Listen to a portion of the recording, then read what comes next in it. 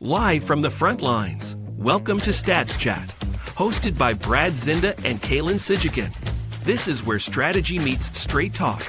It's bold ideas, real growth, and whatever else hits the mic. This is Stats Chat. Well, believe it or not, Kalen, we are back for a third week of Stats Chat. Can you believe they let us back in the studio? You know, every time I walk in here, I kind of question that myself. I think the door's going to be locked, but somehow they let us in here week after week after week, being week 3. So we're going to keep her going here today. What's on the docket? Well, let's get to what happened earlier today. We were on the docket at 8:30 today, and believe it or not, we are newbies when it comes to this podcast. Take 2. This is actually take 2. Yeah, we had a record button hit, but for some reason, we weren't live. And so we are doing this all over again, but it's exciting. It's actually a great topic. We love talking about it. But before we get into it, we always want to get people caught up. You know, Minnesota is a crazy, crazy weather state. I think last week we talked a little bit about 12 to 18 inches of snow. We did. And then what about Saturday this week? I think it was 80 degrees. It was almost 80 degrees. Yes. Matter of fact, and what happens is over the course, you know, everybody loves spring. We have such a tough winter, and what can happen is we've got pets, and you know, a lot of things happening with pets, right? I've got 2 dogs, you've got 2 dogs, and we both know that, you know, when they have to go outside in the wintertime, we generally get them out there, they get their thing done, and then we get them back in as fast as possible. And then we don't want to go out there, because why would we want to sit out there and clean up after them? So what can happen is things build up over time. They do. And I was stopping by your house. This was probably, I don't know, let's call it 3 weeks ago now. Yep. I brought your kids donuts because I am a nice guy, and I figured your 4 kids, which are great kids, by the way. And every time I see them, they're snacking on carrots and the stuff, the boring stuff, and stuff without sugar and whatnot. So I thought bringing them glazed donuts or sprinkled donuts, whatever you want, was a good idea on a Sunday. Did you like that or no? Fine with me. The kids liked it as well. You know, if you remember, Holden grabbed one and then just put it right on the couch. Remember that? He just literally took the donut out of the box and just set it on the couch. As my wife is like, get a plate. Yeah, get a plate, maybe a napkin. As the grease is just starting to soak into. Yeah. Don't worry. Don't worry about that. Right. We'll just put that right here. I'll take a bite whenever I want. Well, anyway, when I was over there, I remember we were walking out, my wife and I, Jill, we were walking out of the house, and we had a pretty good melt that day, and we could not help but notice the amount of dog droppings in the front yard. Now, like I said, when winter, the melt is on, a lot of times it starts to expose the stuff. It does expose the stuff. And yes. I don't know if you want to explain what was going on. At first, I thought something like you lost your yard. I thought, you know, maybe this was just a tough winter. It was a burn. It was not the color I expected it to be. And then I thought, gosh, did you have a ton of gophers that came by and just start making mounds everywhere? Yeah, mounds, just brown mounds everywhere. And when I called you, you said, yeah, I got work to do. What was going on? Well, you know, it's like Minnesota. We get snow in October-ish, November-ish usually. And it doesn't leave until, end of March, middle of March sometimes. So that's a lot of trips outside for our, our good friends that we call dogs, right? And it just adds up, and snow keeps going, and then all of a sudden there's layers of it, and then here we are. And you get to spend a couple hours outside cleaning it. Best part about spring, having dogs in Minnesota. I just love it so much. Well, you took that to a whole nother level, because honestly, I've got 2 dogs myself. I have never seen anything like it. So smaller dogs. I don't know. Well, one's 38 pounds. At the end of the day, a yard rake, maybe you could have used a bobcat. I'm not sure, but I'm sure it wasn't an easy task. So, well, I'm excited for this week. We've got one of the coolest things to talk about, and it's called the overview. Now, for the advisors that work with us and do use Case Central, I'm sure most of them are familiar with the overview, but really why the overview works so well for our advisors, what it does for them to make their job more efficient, put hours back in their day, and some of the things that, they just don't want to deal with every day. Mm-hmm. I totally agree. I mean, the first report of the 5 core reports of Case Central. Every single time you put a case in Case Central, the overview is the first report that they do. And it's very important because it's a current snapshot of all the clients' holdings that they have, right? We've talked about this before, and every advisor listening has been through this before. When a client shows up to your office for that first, sometimes second appointment, where they bring all their documents in, what, Brad? What's the craziest stories you've heard, right? I mean, shoebox full of this and drawers, folder of this, and they just brought a dresser drawer in, and it's like, here you go. Can you believe that actually somebody did that? They pulled out the dresser drawer and said, "Here, I don't know where to start. Just tell me what I have. I don't even know what I have." Right? Could be 5 of the same statements. Same company, same statement, just piled on top of each other. Because we all know what we do, right? We call it a junk drawer a lot of times. This could be a statement drawer. I have a couple of those. Right. Yeah. So I think what happens is this is just creature of habit. We get these statements in the mail, whether they're brokerage statements, carrier statements from insurance companies, whatever they might be, and they just kind of end up in one spot. Correct. And we don't know really what to do with them until we get in front of an advisor to help us with that. And so I'm going to call this one, this podcast, I'm going to call it the overview, Stop Flying Blind. And that is really because we're going to uncover today what this overview can do for you, what is inside the overview, and how to position this, and what it really does for the advisors and the clients, both. I think it sends a powerful message. And so let's just dive deep into it. So let's just ask the first question. How many times do you sit down with a prospect and then realize in about 10 minutes, nobody actually really knows what they have? Yeah.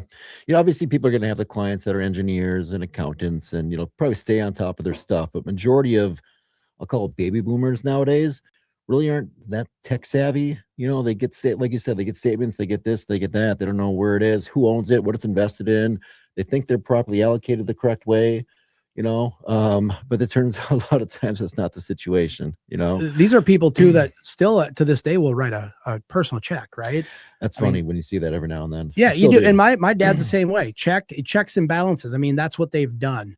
And so think about the fact that they don't know, you don't know, and everybody's trying to piece this together. Okay. This is appointment 1. But in all reality, appointment 1 should be what? We talk about fact and feeling, right? Mm-hmm. Yeah. Gathering assets and documents and everything is obviously important, right? But it comes down to more asking the questions of the feeling questions as to what people want.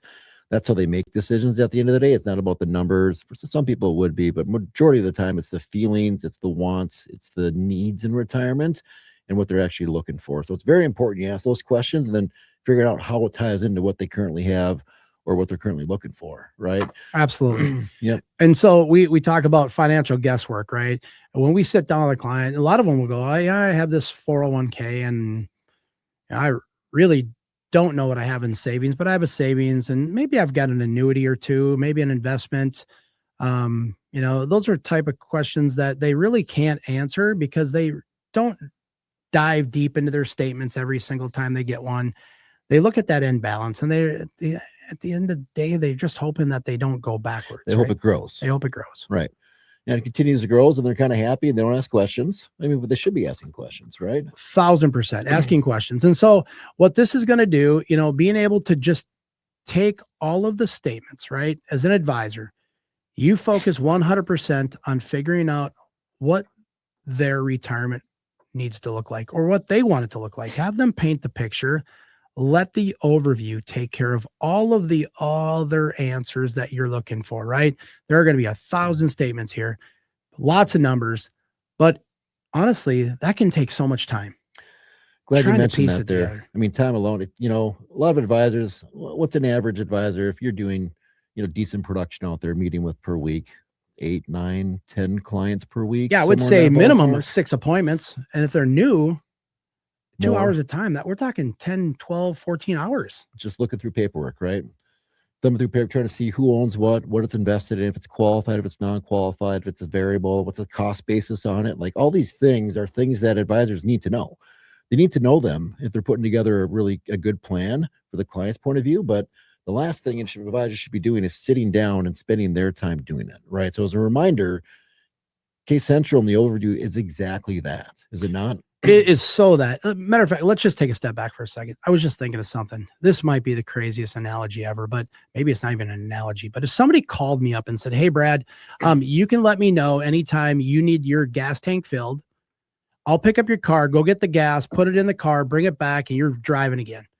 Just the time savings and I don't have to go walk through and maybe grab a bag of Cheetos or a Diet Mountain Dew on top of it. There's a lot that goes into just a simple task. And what we're asking advisors to do is just take those statements and let us go put the gas in the car for you. We're going to fill this tank up and we're going to show you something that is going to uncover everything. Matter of fact, it's going to organize everything in one place and it creates immediate clarity. And I've been using this thing, chaos to clarity, because that's really what it is. Right. We're turning something that nobody has. Well, some might have an idea, but most of the time they don't really know what they have into something of clarity for them to realize what's going on.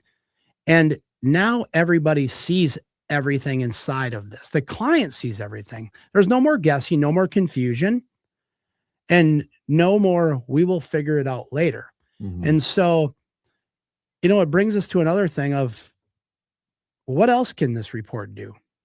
Yeah. That's a good segue into that. There's when clients start to see what's going on with that and where their money at, it opens up some opportunities, does it not? Tons. Client finally see that they might have some money sitting on the sidelines.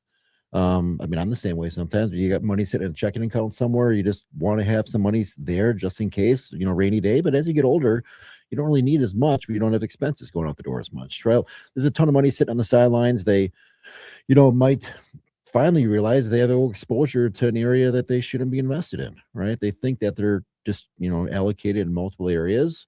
But when they look at their assets, they find out they're a lot of overexposed, more risk, or the same investments, just a different institution that's holding their assets there, right? Other things, looking at assets that aren't doing very well are just generic retirement income gaps that people need. When they see what they have coming in and what the income is coming in, which the overview shows them, it really opens up their eyes. Like you said, clarity. It really does. And matter of fact, I think the one biggest thing in here is as soon as you can show a client that, they can finally see their full financial picture, I think it builds trust more quickly too. I think they look at this and say, hey, listen, now these guys have got it so dialed in. I trust them. They're showing me everything. It's very transparent. They've painted the best picture they can with our statements. And I think more advisors would be able to move quicker down the path just by uncovering some of those little things right away. For sure. If I went to someone with a mess of information and they made it clear and transparent, I trust them very well too. Like, thanks for doing that. Number one, what's next? Absolutely. Right? Absolutely. And, we talk about balance, one of these things that's going to, you mentioned overexposure, maybe to risk or outside, accounts that maybe they just don't understand where they sit. I use my back as an analogy all the time. My back, I've got a bad back. I know I'm 48 years old and my back is fried. When it hurts, okay, when my accounts are out of whack, I have to go get them adjusted. And so I go to a chiropractor once a month and it feels better just to have the adjustment done. It'd be no different than driving down the road with 3 tires at 35 pounds of pressure and one's at 10. Okay. Something's weird. The feeling just isn't right. I think what happens is we get this report going and most people see that and they go, oh yeah, you're right. Something just doesn't look right. And that's where the trust comes in, right? We think these guys have done a really good job of putting things in a report to show us everything, the transparency we need to see. We do trust these guys. Let's move forward. It begins that, matter of fact, it opens that deeper conversation naturally instead of just that forcing that conversation. I don't know. I think there's something to be said about that. And I honestly, truly think it starts opening conversations for like income planning, tax strategies, maybe some risk exposure, allocation decisions. And so from an advisor standpoint, there is a win-win here. There's a win-win for you. There's a win-win for the client. And I just think with one report, the door opens so much wider. And this is, you said this at the beginning, this is the first of our 5 core reports. Right. we'll be digging into the other ones here as well, but it's where everything starts, right? And sometimes what helps as well is when advisors are very clear and transparent for what the client should be bringing into that first appointment, which is essentially where the overview begins with, right? So one thing we always like to do on these shows as well is provide a call to action or something of value that you guys can actually use in your actual process of doing business, right? So anyone that's listening, we have a call to action you guys can use, and we'll send you can download in Case Central, but it literally outlines specifically what clients should bring into that first appointment, right? We've all been there where someone sits down and you ask them to bring some things, but they forget major things and they got to go home and get it, or all of a sudden a week or two goes by. Like, if you can tell these clients up front coming in to meet with you, here's what you need to bring in and here's why you need to bring it in, it'll save us time, it'll save you time. You don't want to go back and forth. Let's make this most efficiently, and here's what we need to do so, right? So that'll be the call to action for this week here. Make sure you shoot us an email, give us a call, but it's got exactly what you should present to a client for them to bring in to make sure that first appointment goes as smooth as possible, which then makes sure everything we need for the overview is included. That's exactly right. And let's turn that into a challenge too. If you've seen this and you haven't tried it, try it.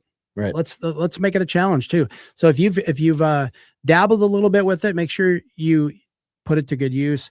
If you haven't even seen it, we will send it out to you. But remember, report number 1, the overview. Not only does it organize everything in one place, it creates unbelievable immediate clarity. Remember, chaos to clarity. It's going to build that trust so much faster, building conversations better, higher close rate, and even ending up with larger case sizes. We hope you enjoyed the back and forth today with Stats Chats. We continue to enjoy what we do every single day, helping advisors with the little things. And I know that in the end, the little things matter.